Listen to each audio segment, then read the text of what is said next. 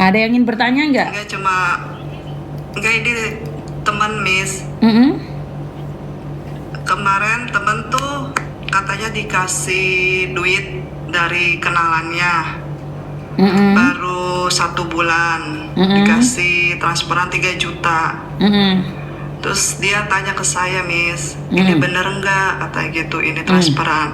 Saya tanya, dia disuruh beli kartu apa nggak tahu, ngerti lah, saya juga nggak ngerti juga. Tapi saya bilang, jangan mudah percaya sama laki-laki yang baru kita kenal, apalagi kita posisi jadi TKW.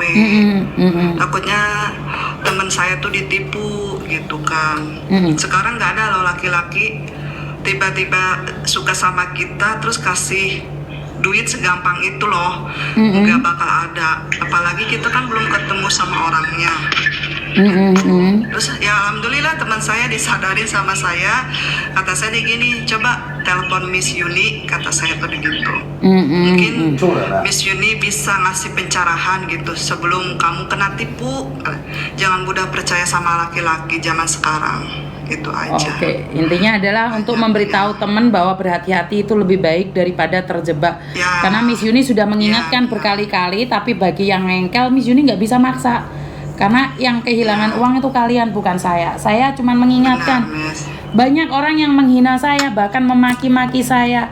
Konten yang nggak ada gunanya, konten aib. Miss Yuni tidak pernah membalas mereka, walaupun ya jujur saja Miss Yuni juga sedih karena Miss Yuni juga manusia biasa. Tapi apa yang bisa saya katakan, apa yang bisa saya lakukan? Kecuali tetap memberikan edukasi pada kalian untuk lebih berhati-hati lagi di dalam segala hal. Ya, Mas. Karena nggak ada laki-laki tiba-tiba mencintaimu, kirim duit ke kamu. Benar. Terus yang lainnya ada yang Farelita, itu siapa Farelita? Si Pincing? Si Pincang, Miss. Oh, si Pincang. Oh, tak kira Pincing. Ini lewat semalam semua Mbak Kunti pada keluar semua. Kemarin juga Miss. Miss, aku ada scammer dari nggak tahu lah, pokoknya orang India. Aku polisi, dia minta SIM card ATM aku. Posisi aku lagi sendiri di rumah, majikan lagi holiday. Untungnya saya istighfar, saya sadar itu skimmer. Saya langsung telepon majikan. Kata majikan, itu telepon penipuan, kamu harus berhati-hati. Jangan sampai identitas kamu dikasih sembarang orang. Gitu. Oke, siap, buat siap. ini aja pelajaran. Oke, siap. Kayaknya punya saya nge-lag ini. Oh, enggak deh. Tak pikir nge-lag menaiki. Oke, jadi intinya adalah bagaimana kalau saya nih kadang-kadang biar semuanya bisa masuk, saya buka forum Zoom buat kalian nih. Ada yang punya Zoom nggak? Atau kayak gini aja? Kalian punya Zoom nggak? Ada. Enggak, Miss. Enggak. Kayak gini aja loh, Miss. Soalnya kan nggak semuanya pakai Zoom, Miss. Kalau TikTok kan semuanya itu menyeluruh. Malah kayak gini tuh ya, tolong disempatin aja, Miss ya. Kira-kira kalau malam begini kan mungkin banyak pertanyaan kan lebih. Oke, siap, maksudnya siap. itu semuanya itu bisa masuk gitu, Miss. Oke. Jadi lebih enak kayak gini aja ya. Iya, Miss. Oke. Salam kenal ya, Miss, dari Pati. Saya enggak dari luar negeri atau dari mana, tapi seneng nonton konten-kontennya Miss Yuni gitu. Gak bahaya tak? Ikut nih, Bro. Hah? Lo kenapa Miss Yuni buka aib, teriak-teriak, bengok-bengok? Kenapa kok suka ini?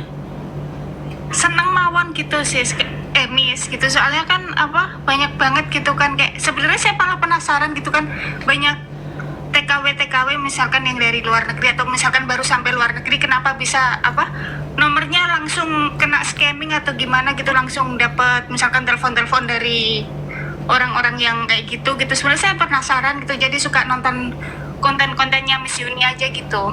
Oke, siap. Jadi ini sebenarnya berguna buat kalian ya. Lebih suka kayak gini aja gitu ya, nyantai. Jadi kalau malam itu ruang kita untuk berbicara oncom samen online gitu dah. Iya sih. Iya. Lebih suka kayak gini gitu ya. Iya, Miss, kan kalau gini kan, kalau lewat Zoom kan cuman orang-orang yang di dalamnya atau yang bisa lihat. Kalau begini kan meskipun ada beberapa yang ada di atas kan otomatis semuanya itu kan bisa lihat ketika Miss Yuni live di TikTok. Oke. Tapi melas sing ndek YouTube rek, sing ndek Zoom YouTube kan ora katut. memotivasi. Iya itu Miss yang kasihan. Lah ya, gini aja wes. Yang di YouTube dia yang di nampilkan YouTube, sekarang. yang di YouTube saya kasih Zoom, terus yang di TikTok pakai TikTok gitu aja ya. Jadi kalau malam siapa yang pingin gabung langsung di Zoom gitu ya. Terus yang lainnya yang punya TikTok tetap di TikTok gitu ya. Iya. Apa-apa gitu aja. Setuju Miss. Setuju ya. Setuju. Oke, nih dari orang yang masuk nih ada yang punya masalah nggak, Ferelita? Farita, salam Miss. Salam. Saya dari Singapura. Dulu kok banyak yang Singapura ini? Singapura.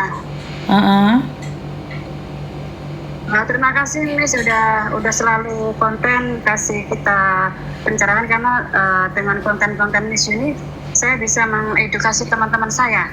Oke, Kayak siap. seperti scammer itu. Iya. Oke.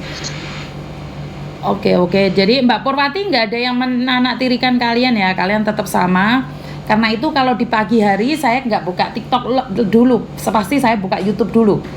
Jadi kenapa? Karena sekali lagi TikTok ini banyak scammernya. Kalau di YouTube ini sudah kayak yang di YouTube ini sudah tahu siapa saya, mereka udah nggak heran gitu loh. Tapi anehnya kalian sudah nonton konten saya tapi masih kebobolan. Ini yang saya ingin tahu, kok bisa? Kenapa?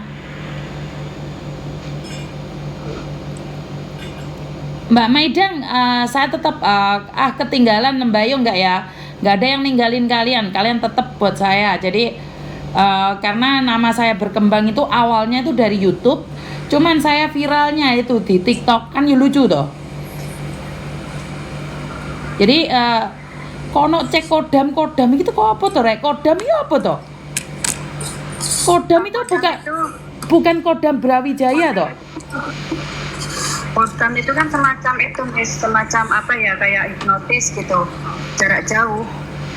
Oh, hipnotis, aneh-aneh itu rek? Iya, macam hipnotis gitu Miss. Oh. Assalamualaikum Miss Yuni. Waalaikumsalam warahmatullahi wabarakatuh. Siapa lagi?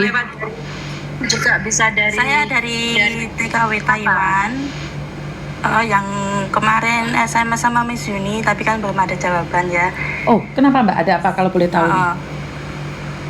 Iya, ini sebelumnya saya minta maaf sudah istilahnya sudah mengganggu aktivitas Miss Yuni sekarang ini, karena saya mau minta solusi dari Miss Yuni ya, karena saya di sini ada sedikit masalah Miss, masalah ARC saya. Kenapa ARC mulu? Kan pada waktu itu kan saya ada pinjaman bank 3 juta di sini, tapi kan itu bank online Miss. Terus? Nah, pada waktu itu kan masih angsuran 1 kali 1 juta. Setelah selang beberapa minggu ya 1 bulan setengah itu kok sudah melonjak sampai 11 juta. Mereka datangkan kolektor ke tempat majikan saya. Terus? Meminta pelunasan harus hari itu juga. Pada hari itu juga saya pun belum gajian, belum terima gaji, karena saya di posisi itu juga pun masih potongan gaji gitu loh Miss. Nah, dia nggak mau pulang, sedangkan saya di sini kan jaga pasien. Saya takutnya nanti terjadi hal-hal yang buruk gitu loh Miss. Nah, akhirnya dia minta ARC harus ada. Ya sudah, daripada ada hal-hal yang buruk mengenai pasien saya, mendingan saya korbankan ARC saya kasihkan ARC saya ke dekolektor itu. Nah, pada waktu mau pelunasan, dia meminta uang sejumlah 25.000 NT. Saya sanggupi 25.000 NT, tapi saya minta datangkan kolektor itu kembali ke rumah majikan, karena majikan dengan agensi pun minta seperti itu. Dan sudah disepakati antara bank, saya, agensi dengan majikan bahwa ARC itu akan dikembalikan di rumah majikan beserta pelunasan. Tapi kok seolah-olah dari pihak bank itu mempermainkan gitu loh Miss. Intinya itu bertele-tele. Saya itu maunya cepat selesai pelunasan ARC kembali, karena saya masih butuh ARC itu karena mau pembaharuan. Karena pasien yang saya jaga yang satu kan sudah meninggal, Lah ini kan saya lanjut jaga kakek, kan harus diperbaharui semua itu katanya Miss, seperti job sama ARC. Maka dari itu kan saya mengejar, saya usahakan setelah saya dapat dana, saya mau ambil itu ARC, tapi kenapa kok bertele-tele seperti ini lubangnya itu. Padahal sudah ada pelunasan, sudah mau saya lunasi, saya hanya ingin dekolektor itu datang ke sini karena yang diinginkan majikan sama agensi itu dekolektor harus datang ke rumah mengembalikan ARC sebagaimana dia mengambil ARC saya, begitu loh. Makanya kan kemarin saya chat Miss Yuni, tapi kan yang terima adminnya. Ya saya mohon maaf Miss, karena saya terpaksa minta nomornya Pak Rudi kemarin, karena saya itu kemarin juga intinya sudah nggak bisa mikir banyak, sudah nggak ada jalan lain lagi, karena saya sudah dapat ancaman dari bank.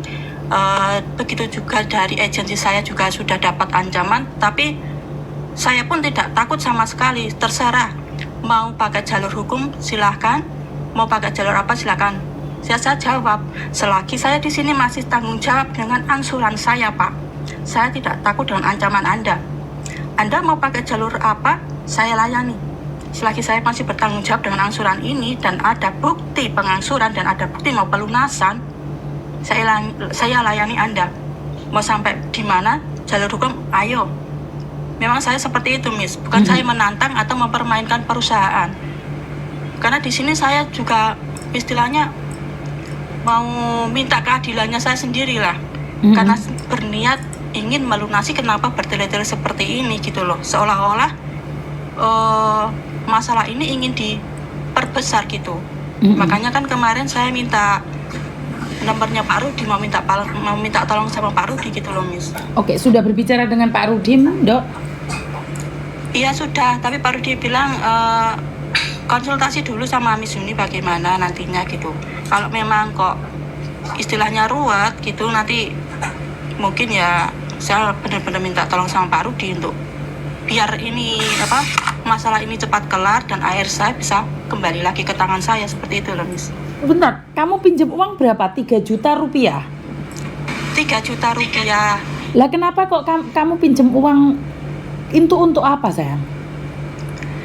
Itu pada waktu itu kan saya datang ke sini kan baru 1 bulan Miss, kan lagi potongan gaji kan. Itu pun saya nggak terima full lah, nggak terima banyak. Gaji saya masih terima 1 juta berapa itu. Terus kan anak saya itu waktu itu sakit, masuk rumah sakit, kan saya bingung. Saya pinjam ke teman nggak ada yang punya. Terus malah sama teman itu dikasih ini nomor bank ini gitu. Terus? Makanya saya minta solusi Miss Yuni, enaknya gimana? Apa saya harus gunakan pengacara atau gimana? Pertanyaan saya gini loh Dok, ada pencerahannya gitu. Gini loh sayang, ARC itu adalah sejenis KTP. Kenapa bisa kamu lepaskan? Baru 1 bulan sudah pinjam uang. Ini yang saya herankan sama kalian. Di Indonesia sakit itu mereka punya keluarga, punya ibu, punya bapak, punya keponakan, punya sawah, punya wedus. Tapi kalau kamu di luar negeri, itu nyawa kamu sayang.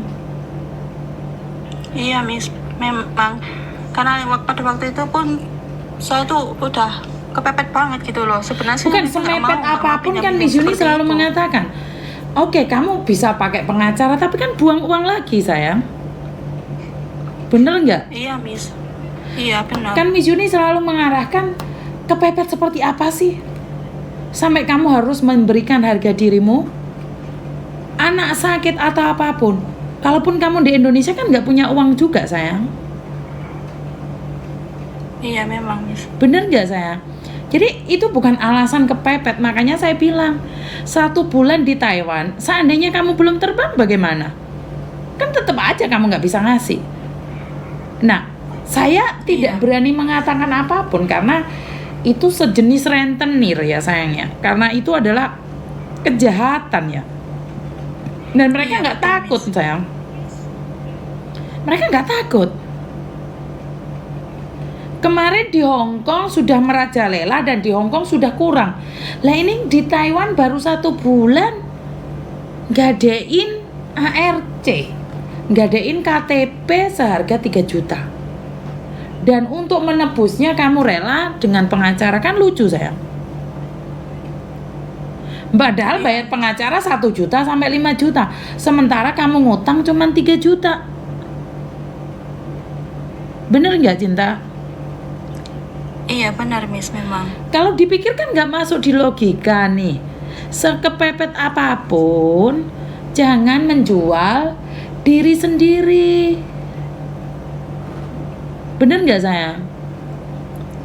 Iya Miss, benar Miss. Dan sekarang solusinya apa? Bosmu aja sampai marah. Nggak bisa ya buat lagi ART ya? Kalau bos itu nggak marah, agensi juga nggak marah, karena mereka pun juga sudah intinya itu sudah tahu kondisi saya, keadaan saya gitu. Kalau ARC itu kemarin agensi bilang itu sudah diloloskan yang baru ini.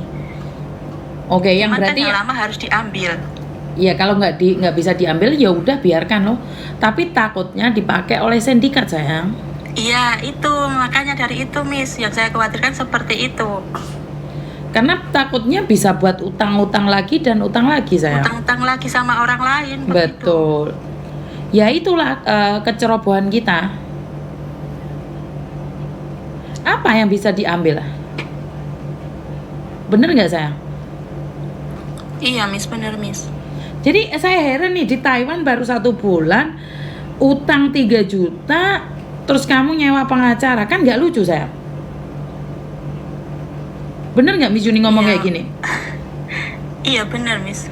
Ya intinya adalah sekarang berhati-hati saja, kan agenmu sudah tahu nih kalau ada apa-apa, kan mereka sudah mengerti bahwa bukan kamu yang melakukan tindakan kejahatan itu. Ngerti nggak sayang? Iya memang memang mereka sudah membantu saya sampai detik ini. Wah, Karena agenmu api mereka itu kemarin sudah diancam katanya mau dilaporin ke polisi, agensinya sampai takut tuh. Sekarang dia malah lepas, sudah nggak, istilah sudah agak bisa bantu gitu loh. Karena Cuma setahu saya dan majikan setahu saja. saya itu ARC itu kalau sudah ganti baru yang lama nggak bisa dipakai, tapi namanya sindikat kan bisa aja pakai yang macam-macam. Iya benar Miss, yang saya takutkan memang seperti itu, takutnya nanti disalahgunakan sama orang lain seperti itu. Kan jelebut Nduk. Gara-gara uang 3 juta kamu sendiri ngodol-ngodol dirimu sendiri sayang. Iya Miss. Ya apa yang bisa kamu lakukan, dia nggak kembalikan ya udah biarkan saja. Jangan mau diancam, kalau diancam di blok aja. Ya. Iya Miss, baik Miss. Ya wes, hati-hati ya lain kali ya, khusus buat yang ada di Taiwan ini. Iya, sama-sama Miss. Terima kasih ya Miss sudah Ya. memotivasi, sudah memberi pencerahan sama saya. Jadi intinya adalah hati-hati aja, jangan pernah memberikan data kalian pada siapapun. Baik Miss. Ada yang lain lagi? Malam Miss. Tidak ada Miss. Selamat Terima kasih. malam, terima kasih. Siapa ini? Selamat malam. Kenapa Saya sayang? Lela. Lela, Saya Lela Miss. Lela ada apa sayang? Follower barunya Miss Yuni. Siap, ada yang bisa dibantu Lela? Mau sharing aja.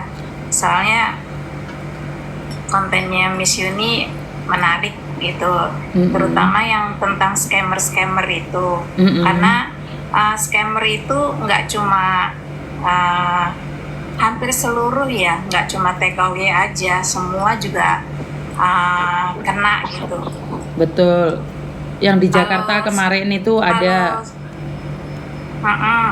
Kalau pengalaman saya pribadi, Miss, saya pernah kena itu setelah dicek tuh skemanya sama. Jadi kalau saya maaf bukan PMI, cuma ini aja apa namanya, penontonnya Miss Yuni aja. Laila, kalau boleh tahu kamu tinggal di mana Laila? Saya di Tangerang, Miss. Oke, di Tangerang. Terus kamu pernah juga kena scammer Laila? Baru saja kemarin itu hampir kena. Tapi karena sebelumnya punya pengalaman ada temen yang kayak begitu juga, jadi cara kerjanya sama. Jadi saya udah menghindar lebih awal gitu. Jadi dia modelnya salah transfer, terus dia minta ditransfer balik. Dan ternyata itu dia Penipu. apa namanya modusnya hanya transfernya itu ngincer yang punya m-banking gitu, jadi kita nggak bisa ngecek ke bank langsung Oke, modelnya. Jadi buat teman-teman semua, kalau misalnya ada yang modelnya, misalnya kita jualan, waktu itu saya nawarin apa namanya kontrakan. Nah begitu dia bilang mau bilang DP 2 juta, dia transfer 3 juta.